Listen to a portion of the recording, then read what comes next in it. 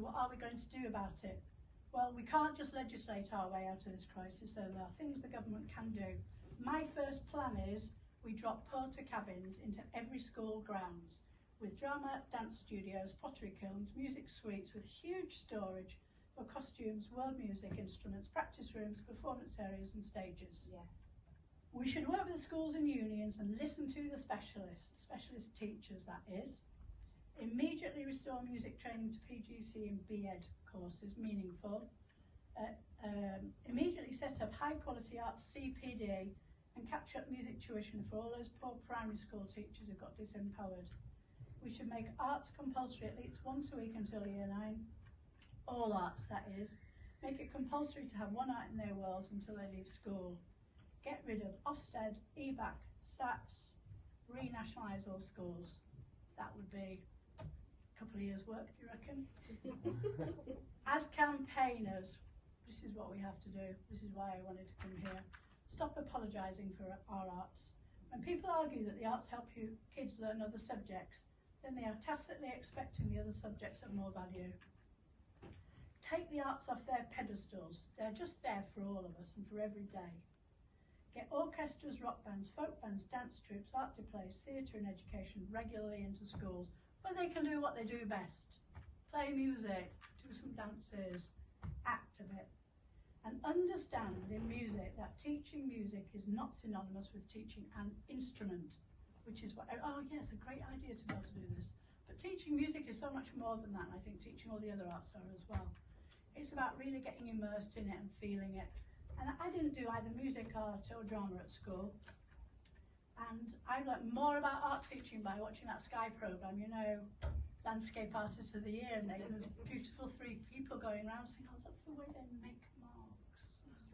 I get it, I love it. And I didn't know about all this stuff. Right, how long have I got? I've got 5 sentences left. Can I go through them? Do it. Sure. Well, I was going to do the short version, but I'm going to do a very slightly longer version. So, when I was working at the music service, just criticising them constantly because I was a real school teacher, we started to set up, I don't know if you know about In Harmony, but it's just a joke, I haven't got any time for it at all. Anyway, so the music service decided to find a school and give every child an instrument, an orchestral instrument in it, which they did, and then they sent in some experienced teachers. It was a very deprived area. And a year later, the local orchestra, which I won't name, got a proper In Harmony grant and said to the music service, do you know a good school that we could use where the head teacher would accept that every child has an instrument? And the music service went, yeah, we just gave them all those instruments. But they said, yes, this school.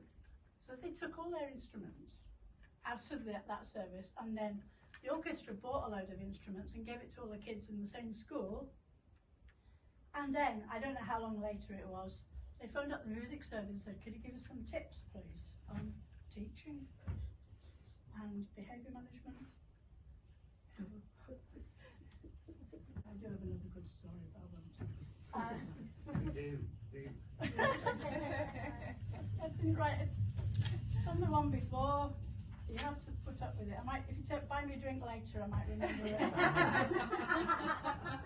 I don't think that school should be a pipeline to any sector or industry, but I think that closing off the arts avenues at the age of 14, when there are still few more formative years to go, seems cruel and arrogant on the part of the authorities. And also, maybe they should realise that a well-rounded, happy person is a well-behaved person. Just saying. Thank you. Oh.